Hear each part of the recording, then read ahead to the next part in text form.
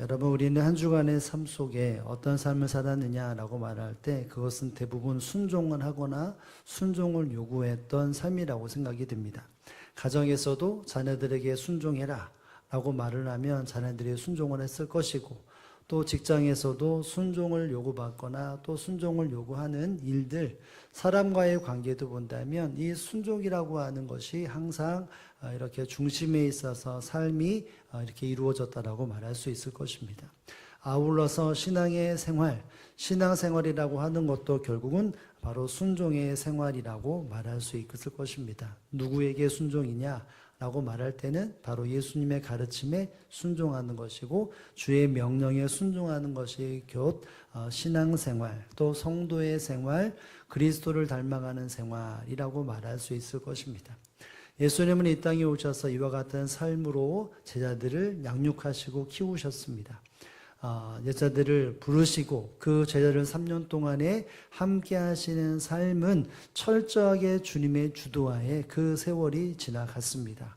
이곳을 가자, 저곳을 가자, 이렇게 해라, 저렇게 해라, 하지 말아라.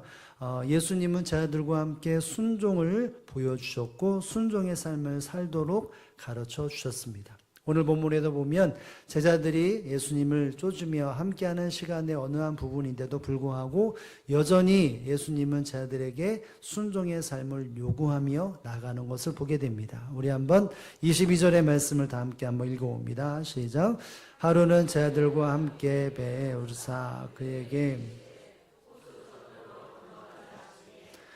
떠나. 아멘. 하루는 이라고 말하면 어떤 날은 바로 제자들과 함께 배에 오르시는 장면을 말하고 있습니다. 배에 올랐다는 것은 바로 바다나 호수 위에 배에 탔다는 것이죠. 그러면서 이야기 말합니다. 그들에게 제자들에게 말씀하여 이르시되 호수 저편으로 건너가자라고 말씀을 하십니다.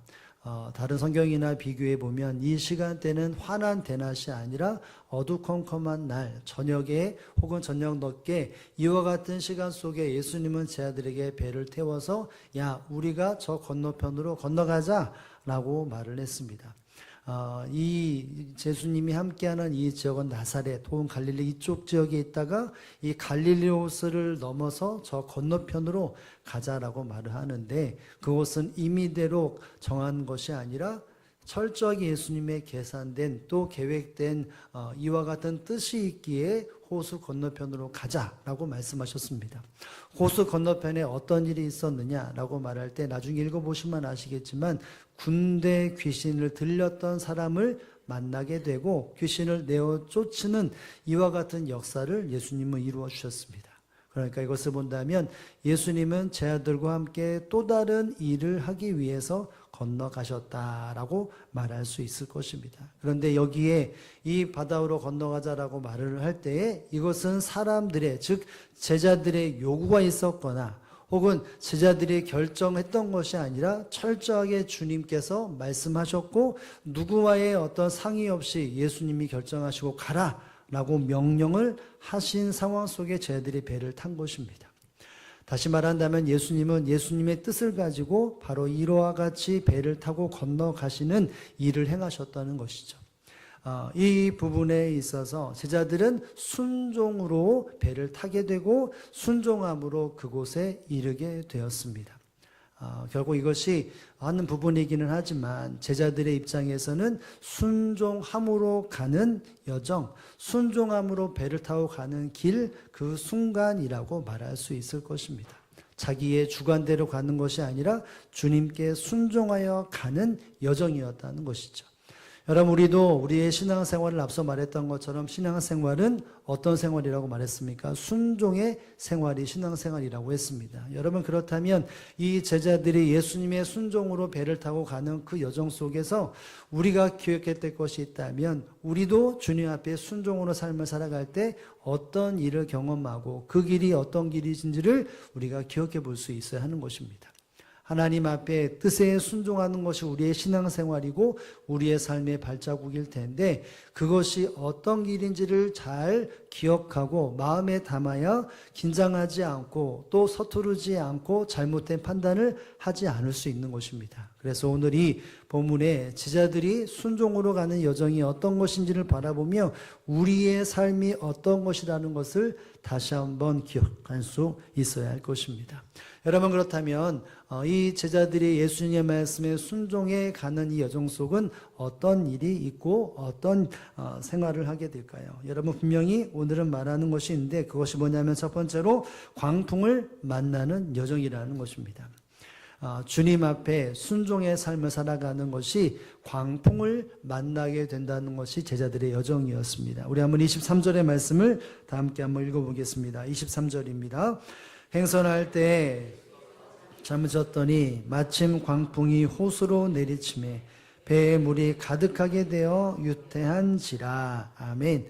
제자들이 예수님과 함께 배에 타고 이렇게 건너편으로 걸러가는 그 순간에 마침이라고 말합니다. 이 마침은 갑자기라고 말할 수 있습니다. 분명히 배에 오를 때, 배를 출항할 때는 아무런 것도 없었는데 갑자기 이와 같은 일들이 벌어졌는데 그 일이 뭘까요? 광풍이 호수로 내리쳤다라고 말합니다. 여러분, 광풍이 내리쳤다라고 말을 하는 것은 심상치 않은 분위기겠죠. 보통 광풍이 불었다도 위기의 순간이길 수 있다고 말할 수 있지만 거기에 더해서 이것이 호수에 내리쳤다라고 말한다면 이것은 분명한 큰 위기였다라고 말할 수 있을 것입니다. 이것은 잠시 소나기가 왔다 지나가거나 바람이 갑자기 회오리가 불었다 지나가는 것이 아니라 돌풍이 불고 바다에 비가 차고 넘치는 것처럼 어마어마한 양의 비가 쏟아지고 있는데 한순간이 아니라 계속해서 끊임없이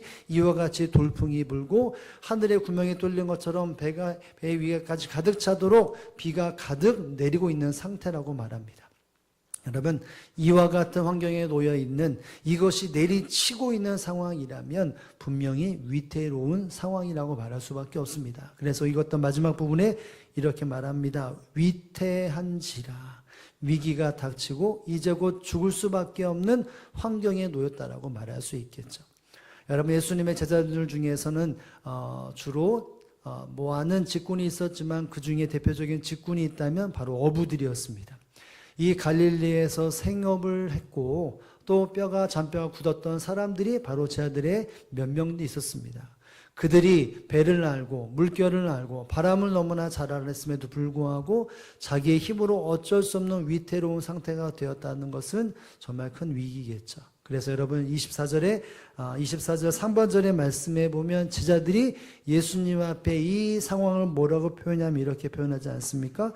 제자에 나와 깨워 이르되 주여 주여 우리가 죽겠나이다. 우리가 물에 빠져 죽을 지경입니다.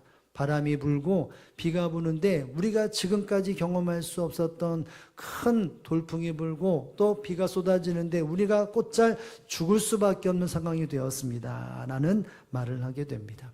여러분, 지금 이 상황은 예수님의 순종을 따라서 말씀에 따라서 가는 여정에 있었던 상황이었습니다. 여러분, 결국 예수님 앞에 순종의 상황을 걸어가는 그 여정 속에서 광풍이 불어닥친다는 것이죠. 죽음이 직면할 수밖에 없는 상황이 놓이게 되어 있다는 것을 말하고 있습니다.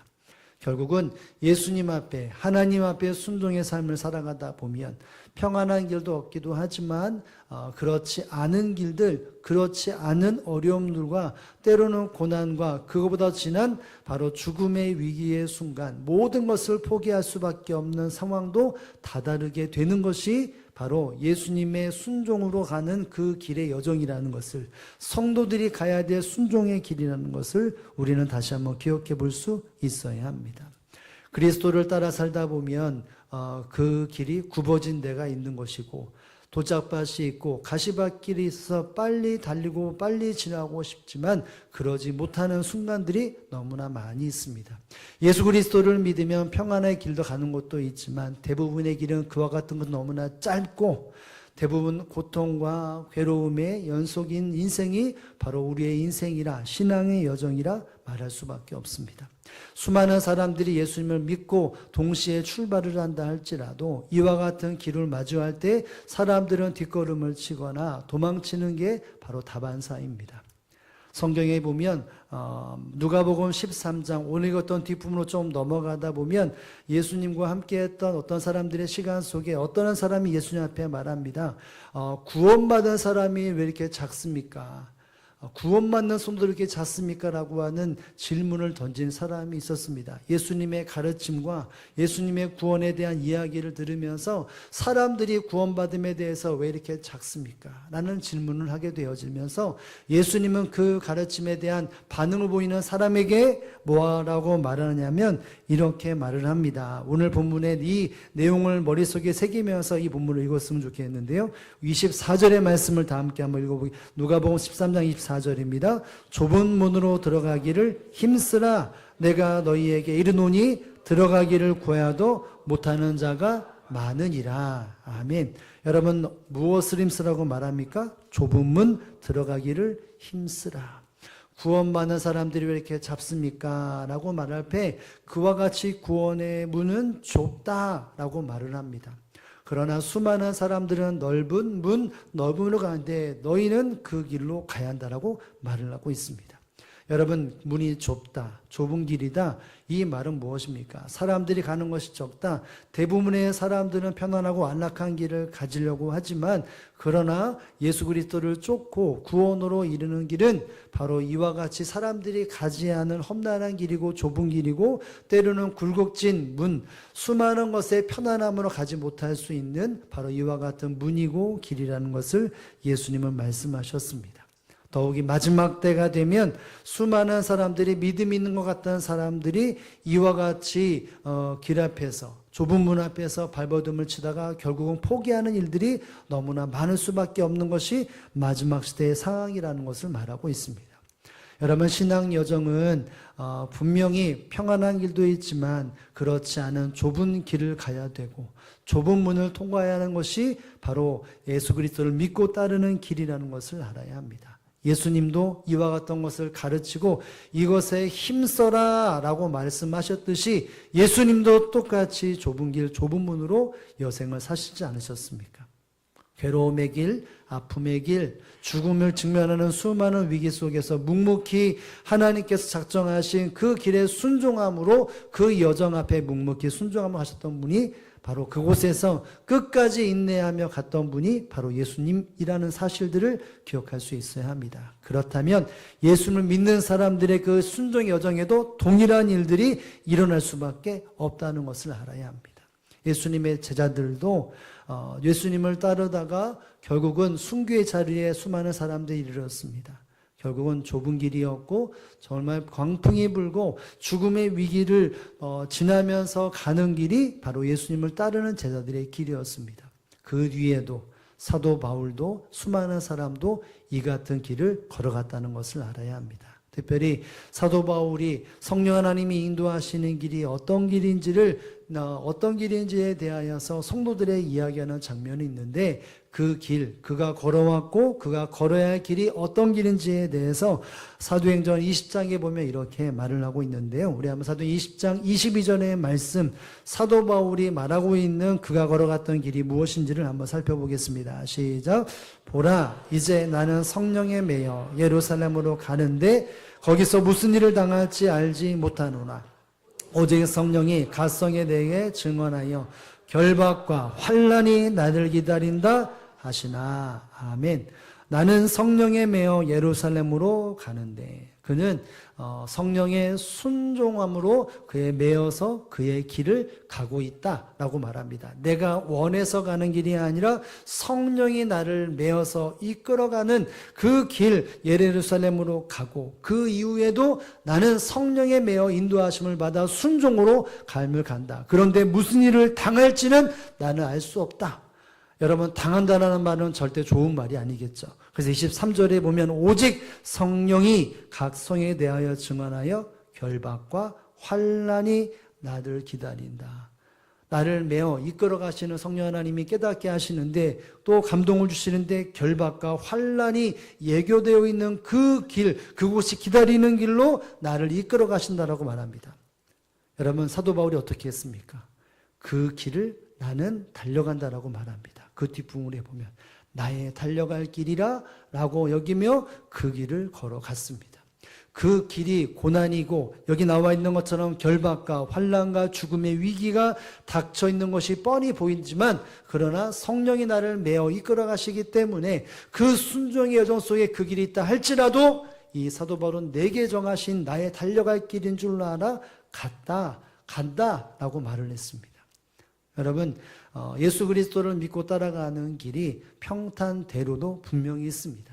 그런데 그렇지 않은 이들이 더 많은 것이 신앙의 여정이라고 말할 수 있을 것입니다. 사도 바울은 수많은 사람들에게 선한 영향을 끼치며 인정도 받고 박수도 받고 존귀함도 받았지만 그러나 그것보다 더 많은 시간들은 바로 이와 같이 어려움과 고난과 죽음의 위기를 헤쳐나가는 시간들이 더 많이 있었습니다.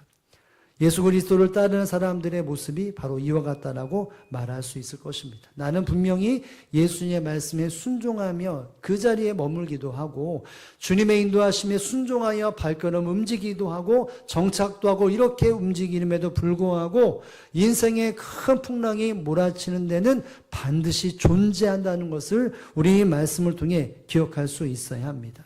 내가 원하는 길이 아니라 주님께서 원하시는 길을 가는 그 순간순간에 수많은 어려움들이 바로 펼쳐지고 있다는 사실들을 알아야 합니다. 여러분, 결국 예수님이 우리의 인생을 가장 온전한 길, 바른 길, 그리고 평안의 길을 인도하시는 그 여정 속에 반드시 이와 같은 길들이 예견되어 있다는 것을 먼저 알 수 있어야 하고 이 마음과 이 각오를 가지고 신앙 여정을 움직일 수 있어야 하는 것입니다. 사랑하는 성도 여러분, 우리는 예수님과 함께하는 여정 가운데 고통과 고난과 아픔과 괴로움 여정이 내 삶 속에 딱 받아들였을 때 여러분은 어떻게 반응하고 있습니까? 내가 어떤 것을 딱 넘어서 이제는 좀 편하게 쉬고 하면 되겠다라고 말하는데 성령 하나님이 말씀으로 예수님이 이끌어 가시는데 그 길이 또 다른 아픔이고 괴로움이고 환난과 고난, 죽음의 위기에 직면하는 순간이 된다고 한다면 여러분에게 그 길을 하나님이 인도하신다면 주님이 인도하신다면 여러분 어떻게 반응할까요? 내가 분명히 순종함으로 여기까지 와 있는데 그러면 평안한 길을 주셔야 되는데 내가 모든 것을 다 뿌리치고 모든 것을 끊고 이 자리에 서 있는데 그럼에도 불구하고 그 여정에 큰 광풍이 몰아치고 있다면 여러분과 저는 어떻게 대처해 왔고 어떻게 대처해야 할까요? 여러분, 우리는 하나님 앞에 주의 인도하시는 길이라면 가야 합니다. 할렐루야. 하나님은 나를 아시고 나의 온전한 길을 아시는 분이 하나님이기 때문에 주님이기 때문에 주님이 나를 이끌어 나를 그곳으로 인도하신다면 믿음의 사람들의 반응은 더욱더 큰 끝까지의 순종의 삶을 살아갈 수 있어야 합니다. 여러분, 순종 자체는 대가가 지불되는 것이 순종입니다. 내가 무엇인가 이루려면 반드시 대가가 지불되어져야 합니다. 예수 그리스도를 따르는 사람들이 그리스도를 믿어 구원을 얻었다면 그 길 속에 반드시 끊임없이 대가를 지불하는 삶을 살아야 합니다. 엄밀히 말하면 내가 주의 은혜를 받았기 때문에 감사함으로 그 대가가 지불되어지는 삶을 살아갈 수 있어야 합니다. 여러분, 신앙생활도 대가가 지불되어져야 되는 바로 아픔의 때가 있고 고난의 때가 있고 괴로움의 때가 있다는 사실을 여러분 믿으실 수 있기를 주님의 이름으로 축복을 드립니다.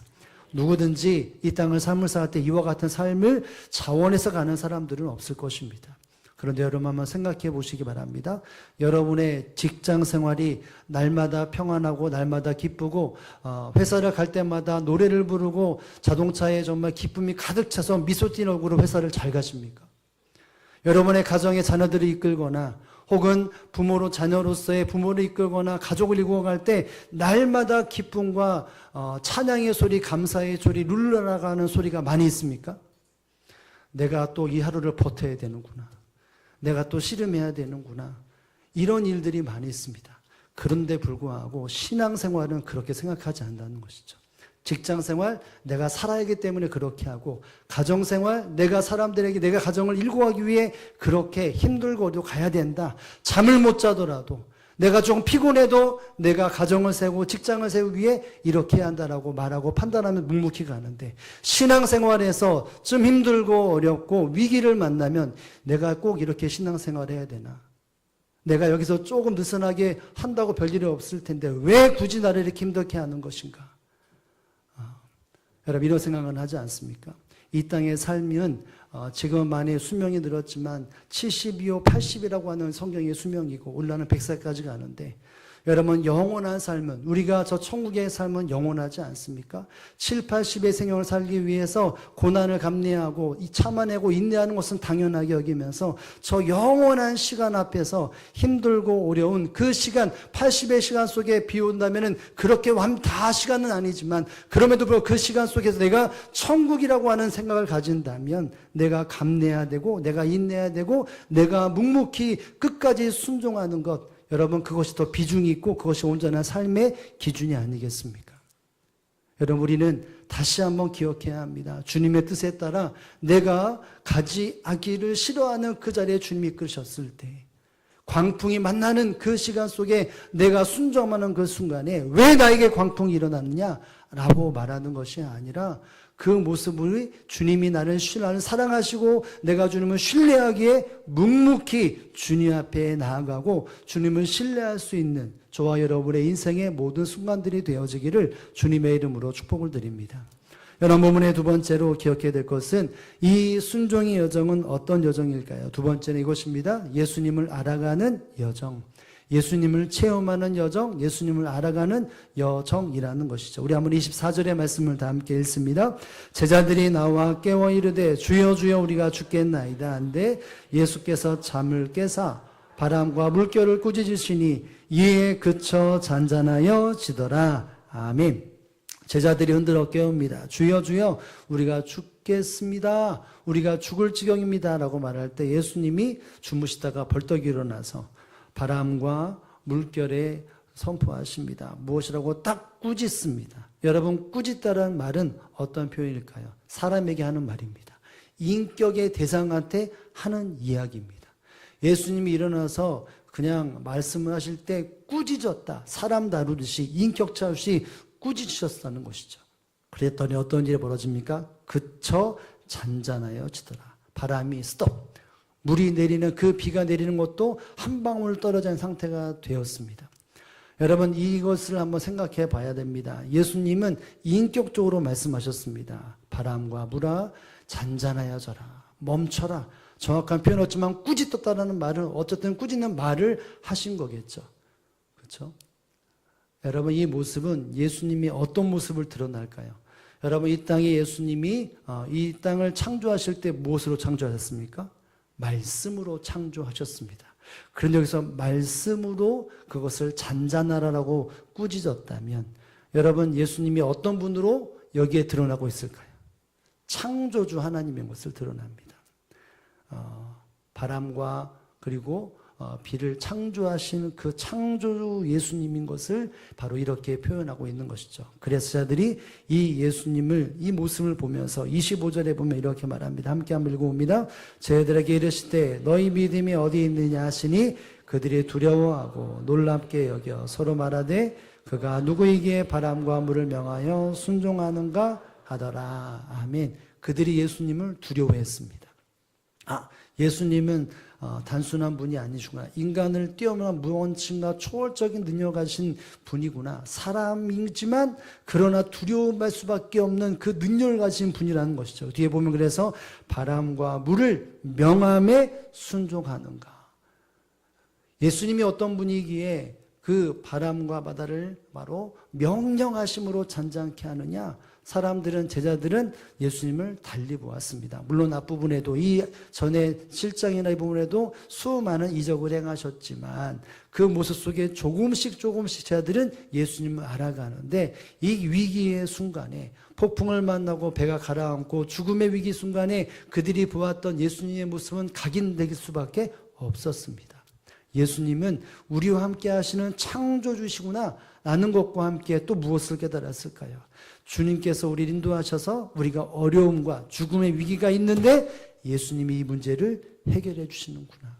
내가 해결하는 것이 아니라 주님의 뜻에 순종하기에 주님이 해결해 주시는구나. 내 능력으로 되지 못하고 내 환경으로 내 일꾼으로 경험으로 될 수 없는 일들을 이 상황을 주관하시는 분이 주님이시고 이 문제를 해결하신 분이 주님이라는 것을 그들이 깨닫기를 시작했다는 것입니다. 결국은 그들의 순종의 여정 속에 폭풍을 만나고 고난을 만났지만 그 순간에 누구를 알았죠? 예수님에 대한 신적 권능과 예수님이 누구인지를 정확히 알았던 것입니다. 어쩌면 예수님은 이와 같은 어떤 목표를 이루기 위해 제 아들을 배 위에 올라타게 하고 그 호수를 건너가게 하셨다라고 볼 수 있을 것입니다. 예수님은 바로 이 땅을 통치하시고 모든 인간의 문제를 해결하시는 바로 능력자이시며 우리를 사랑하시는 분이라는 것을 그들은 그 마음속에 새길 수 있었던 것입니다. 사랑하는 성도 여러분, 주님의 앞에 순종의 여정 속에 그 중간중간마다 믿음의 성도의 반응은 무엇이어야 합니까? 그리스도를 알아가고 경험하는 것이 바로 성도의 삶임을 여러분 기억하시기를 주님의 이름으로 축복을 드립니다. 주님을 아느냐 알지 못하느냐는 것은 엄청난 차이가 있다는 사실들을 알아야 합니다. 고난 속에서 예수님을 알지 못하고 하나님을 알지 못하면 고난으로 끝납니다. 절망하고 모든 것이 손들이 이제 뽑히는 절망할 수밖에 없는 상황입니다. 그러나 절망 속에서 주님을 하나님을 알아간다면 또 다른 삶의 체험이 경험되어지고 미래가 열리는 삶을 살게 되는 것이죠. 여러분, 북이스라엘 멸망을 앞두고 있을 때 호세아라고 하는 선지자는 지금 이 북이스라엘 멸망할 수밖에 없는 일과 함께 소망을 불러일으킵니다. 하나님 앞에 돌아와야 한다 라고 하는 수많은 경고의 메시지를 전하게 됩니다. 그러면서 그들이 그 호세아가 하나님의 백성들이 놓치고 있는 것을 무엇이라는 것을 알고 너희는 이리 간다 라고 엄히 말하고 있는 것이 있습니다. 아마 아실 텐데요. 호세아 6장 3절의 말씀을 다 함께 한번 읽어보겠습니다. 시작. 그러므로 우리가 여호와를 알자. 힘써 여호와를 알자. 그의 나타나심은 새벽빛같이 어김이 없나니 비와 같이 땅을 적시는 늦은 비와 같이 우리에게 임하시니라 하니라. 아멘. 우리가 여호와를 알되 힘써 알자라고 말합니다. 우리가 눈을 들고 마음을 열어서 하나님이 누구인지를 반드시 알아야 한다라고 말을 합니다. 그 하나님이 어떤 하나님이라고 말합니까? 그의 나타나심은 새벽빛같이 어금이 없나니 짙은 어둠 속에서 어둠을 뚫고 빛으로 나타나신 분이 바로 그분이라 라고 말합니다. 땅을 적시고 늦은 비로 이 땅을 기경하시는 분이 바로 여호와 하나님이라 라고 말합니다. 분명히 암흑이고 분명히 절망이고 분명히 절망과 함께 멸망이 이 앞에 예규되어 있지만 그러나 하나님 앞에 돌아오면 하나님은 반드시 새벽 빛같이 임하시고 늦은 비를 내리사 이 땅을 회복시킬 것이다. 그렇기 때문에 우리가 이 환난 속에 어려움 속에 여호와를 힘써 알아야 한다라고 말을 했습니다. 사랑하는 성도 하나님의 사람들이 지혜롭고 온전한 삶을 살아가는 그 모든 환경 속에 이와 같은 열매를 얻는 것은 바로 여호와 하나님을 알 때 이와 같은 은혜와 역사가 경험되어지는 사실들을 알아야 합니다. 하나님을 아는 것이 참 지혜입니다. 어떤 상황에서도 주님을 알아가고 하나님을 알아가는 것이 세상에 견줄 수 없는 최고의 가치라는 사실들을 우리는 기억할 수 있어야 합니다. 여러분, 베드로 사도가 수많은 믿음의 사람들에게 예수님과 함께 했던 시간들과 그 십자가의 부활을 경험하면서 그의 신앙생활에 대해 끊임없이 신앙생활은 무엇이다 라고 말하면서 이야기했던 것이 있습니다. 베드로서 3장 18절의 말씀, 이 베드로가 믿음의 사람들에게 간곡하게 말하는 바가 있는데요. 우리 한번 읽어보겠습니다. 베드로서 3장 18절입니다. 시작. 오직 우리 주 예수 그리스도의 은혜와 그라는 지식 안에서 자라가라. 영광이 이제와 영원 날까지 그에게 있을지어다. 아멘. 오직 우리 주 곧 구주 예수 그리스도의 은혜와 무엇으로 자라가라고요? 그를 아는 지식에서 자라가라. 베드로는 수많은 여정 속에서 무엇인가를 깨닫고 믿음의 후배들에게, 믿음의 성도들에게 말합니다.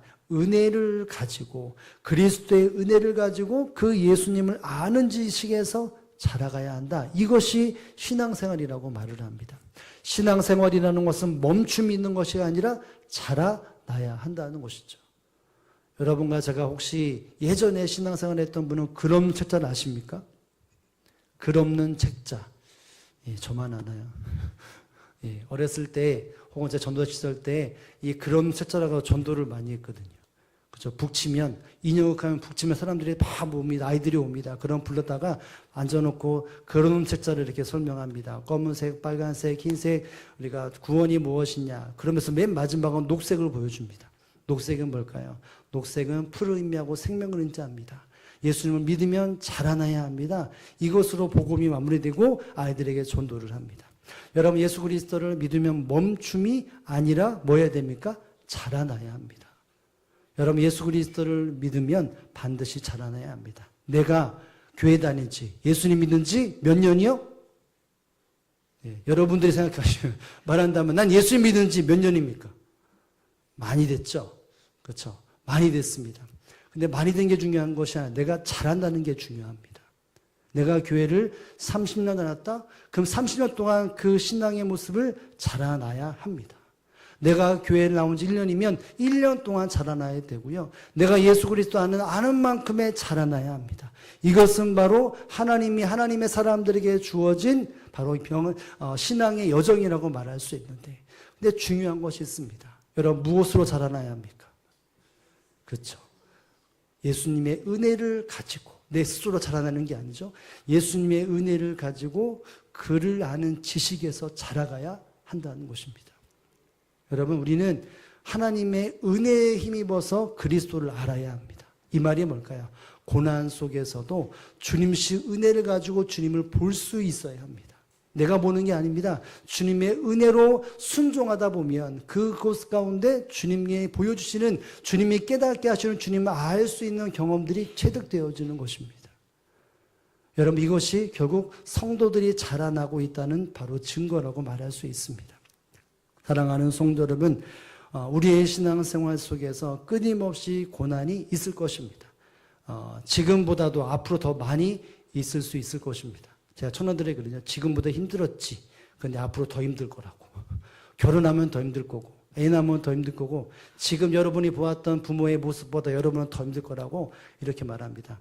여러분도 그러지 않습니까? 지금까지 시원한 생활했던 것보다 앞으로의 신앙생활이 결코 녹록지 않을 것입니다. 더 풍락일고요, 어려움과 아픔이 있을 것입니다. 왜 하나님 앞에 순종하고 교회를 위해 헌신하는데 이와 같은 일들이 일어납니까? 왜 순간순간마다 내가 무엇인가를 딱 뛰어넘었는데 또 다른 산들이 왜 하나님이 내게 주실까요?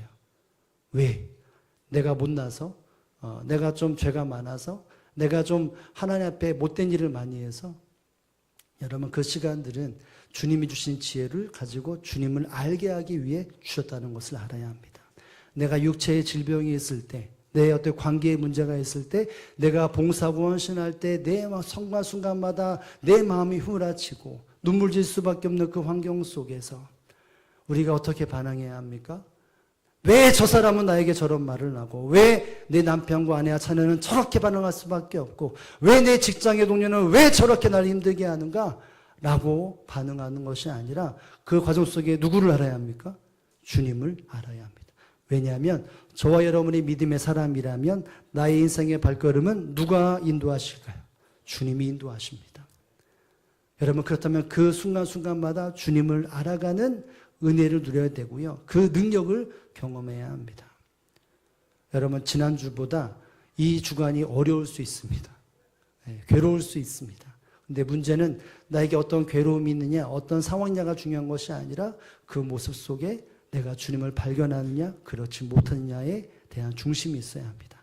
주님을 알지 못하면 그냥 눈물만 흘리는 거죠. 주님을 알아차리지 못하면 누군가에게 불평, 원망을 신나게 또 그냥 허송세월을 보내는 것입니다. 그런데 그 모습 속에 주님을 알면 그 세월은 분명히 값진 시간이 되고 나를 만들어가고 나를 그리스도께 자라나는 시간이 된다는 사실들을 기억하시길 바랍니다. 그러므로 이 한 주간 순종의 여정, 헌신의 여정, 봉사의 여정, 나의 신앙의 여정 속에서 광풍이 있다는 사실들을 기억하고 그 순간 뒷걸음치고 원망하고 불평하는 것이 아니라 묵묵히 주님을 신뢰하며 그곳에 묵묵히 수까지 순종하는 삶을 살아가기를 원하고, 그리고 무엇보다도 그 종 속에서 주님을 더 깊이 체험하여 나의 입술이 사람들에게 벌려지는 것이 아니라 주님 앞에 주여 주여 우리가 죽겠나이다, 주님 앞에 그 입술을 열어 주님을 경험하는 저와 여러분의 하루와 또 우리의 한 주간과 저와 여러분의 삶이 되어지기를 주님의 이름으로 축복을 드립니다.